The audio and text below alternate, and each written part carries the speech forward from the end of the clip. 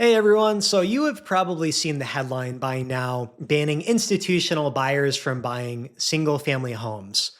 And you've probably seen the meme that comes with it. Some exuberant Wall Street associate outbidding a family on their dream home in Charlotte. It's really easy to visualize and it's even easier to be frustrated by. But outside of the noise, the real question that I keep asking myself is this. How does this actually fix housing affordability? Or does it just move pressure somewhere else? Because those are two very different outcomes. Now, quick context before we get into the implications and why this matters to investors like us. This is not a law yet. And what was announced is a proposal and an executive push for institutions, which are presumably owners of 100 plus single family residences, to be banned from buying anymore. Now, Congress would still need to codify this as law, and the details matter a lot. That's definitions, thresholds, enforcements. So rather than reacting emotionally to the headline, I want to just try to take it a step deeper and walk through how this might actually look mechanically if this does pass into law. So here are the first things that a lot of the headlines skip. Large institutional investors own a very small share of single family homes nationally. That is about 1 to 2% of total housing stock. So it's not the 20 or 30 or 40% that you might think they own. They are a minority owner group. Now, that is not the case in every metro. Parts of the Southeast, like Atlanta or Jacksonville, do see spikes in those numbers. But nationally speaking, institutions are not the primary price setter. So that matters because it shapes what this policy can and can't realistically do. So first takeaway here, even if institutional buying slowed meaningfully, that doesn't automatically reset national housing prices.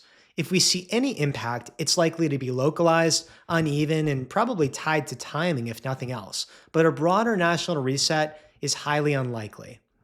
Housing is still constrained by supply, by zoning, by labor, and construction costs. So a buyer restriction isn't going to change the economic situation of that. Now, here's another point where I think things get a little more interesting. Institutional capital doesn't just buy existing homes, it actually funds entirely new classes of rental housing. That is build to rent communities, which are basically designed to be never sold and just made as rentals. This could be professionally managed rentals. So a lot of that supply only exists because large pools of capital fund it upfront. And if that capital steps back, fewer rentals will get built. But think about it from a supply and demand angle. If demand stays strong, but new supply slows, then rents would tend to stay higher and more durable. That's a second order effect that most of the headlines completely skip. And frankly, it wouldn't do anything for housing affordability, restricting supply.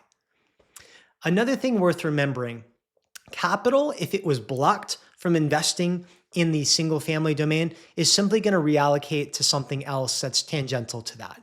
So if one lane is restricted, money looks for the next place it's allowed to go. That often means maybe more competition would be in multifamily, other forms of workforce housing, mobile home parks. It could also be housing backed private credit that backs single family homes.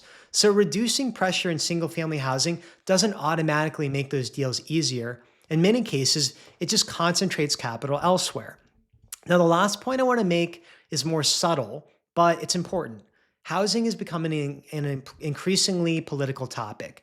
That means that policy risk now belongs in underwriting. And that means we have to look at and ask questions around things like what might qualify as is institutional, what markets are going to be subject to this kind of thing.